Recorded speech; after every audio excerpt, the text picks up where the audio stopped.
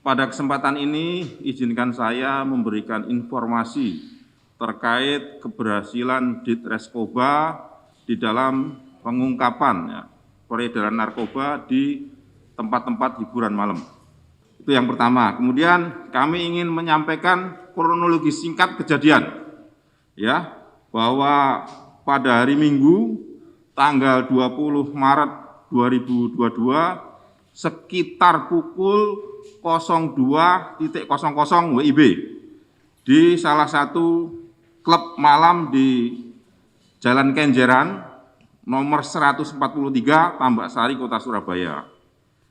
Berdasarkan informasi dari masyarakat, di sana didapatkan informasi adanya peredaran narkoba, sehingga setelah dilakukan serangkaian tindakan kepolisian oleh Subdit 3 Reskoba Polda Jawa Timur, ditemukan 5 orang tersangka waktu itu pada saat penangkapan kita mengamankan, statusnya belum tersangka waktu itu, mengamankan 5 orang terduga. Ini baru terduga waktu itu, terduga pengguna narkoba.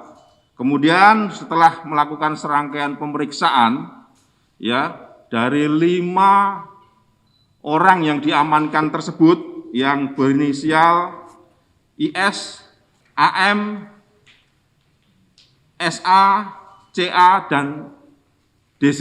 Jadi 5 orang itu kemudian kita bawa ke Mapolda Jawa Timur,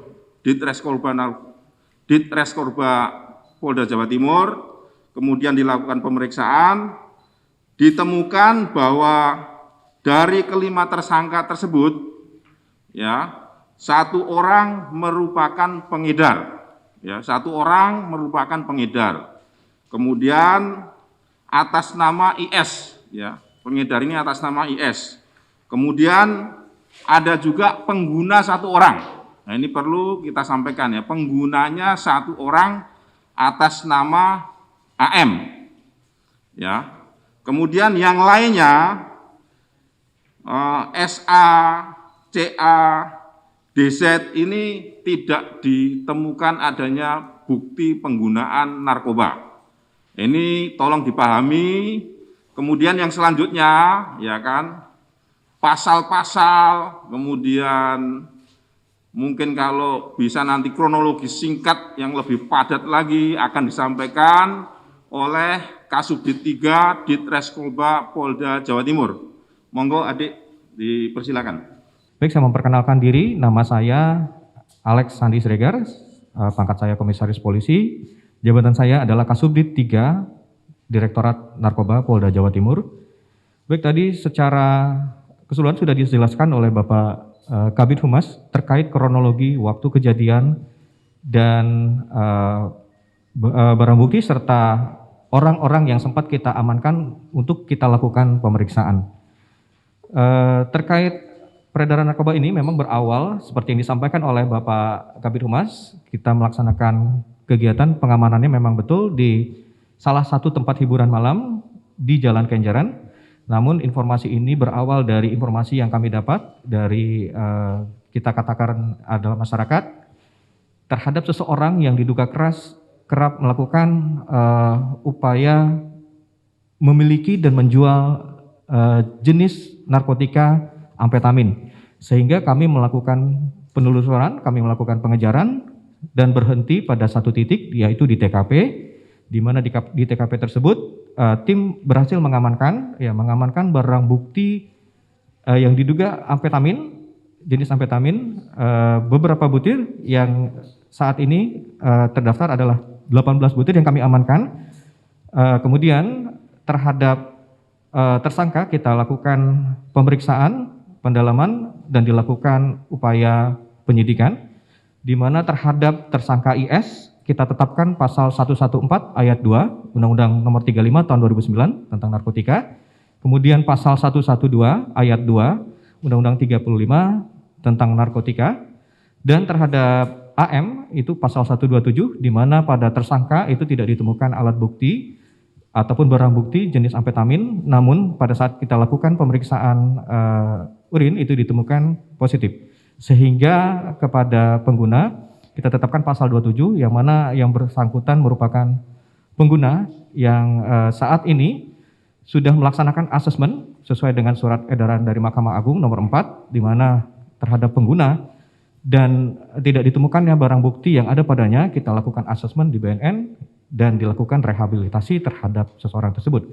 Namun terhadap tersangka IS dengan ancaman hukuman dengan pasal 112 ayat 2 dan 114 yaitu minimal 5 tahun dan maksimal 20 tahun. Terhadap 5 orang yang diamankan seperti yang disampaikan oleh Bapak Kabid Humas, itu kita laksanakan pemeriksaan ya baik terhadap keterangannya maupun alat bukti petunjuk lain yaitu melalui pemeriksaan seperti urin dan lain-lain. Terhadap 3 orang yang diamankan memang hasilnya negatif dan yang bersangkutan juga tidak ditemukan ada alat bukti yang ada pada dirinya berupa pil jenis yang diduga amfetamin. Kemudian pada satu tersangka yang diperkenakan pasal 127 juga tidak ditemukan. Namun berdasarkan hasil pemeriksaan dari urin, itu patut diduga yang bersangkutan adalah menggunakan narkotika, sehingga kami kenakan pasal 27. Namun pada yang bersangkutan tidak ditemukan alat bukti, dan alat bukti berupa pil yang diduga jenis amfetamin, itu ditemukan diduga dari tersangka atas inisial IS. Sehingga kami terapkan pasal 127 ayat 2, ulangi 112 ayat 2, 114 ayat 2 Undang-Undang Nomor 35 tentang narkotika. Tersangka untuk saat ini 1 yang kita lanjutkan karena statusnya sebagai pengedar dan kita perkenakan pasal 112 dan 114 masing-masing ayat 2 Undang-Undang Nomor 35 tahun 2009. Kami jelaskan untuk tersangka IS yang saat ini kami amankan berdasarkan informasi memang kerap muncul di beberapa tempat yang dia gunakan sebagai sasaran untuk menjual barang yang diduga amfetamin. Sehingga kami melakukan pendalaman, penyelidikan dan membuntuti yang bersangkutan. Namun kalau dari keterangan memang kami tidak bisa sampaikan di sini, tapi kami mendapatkan informasi dari masyarakat memang kerap terjadi seperti itu, sehingga kami melakukan penyelidikan untuk membuktikan apakah IS memang betul-betul sasaran target yang akan kami lakukan penegakan hukum.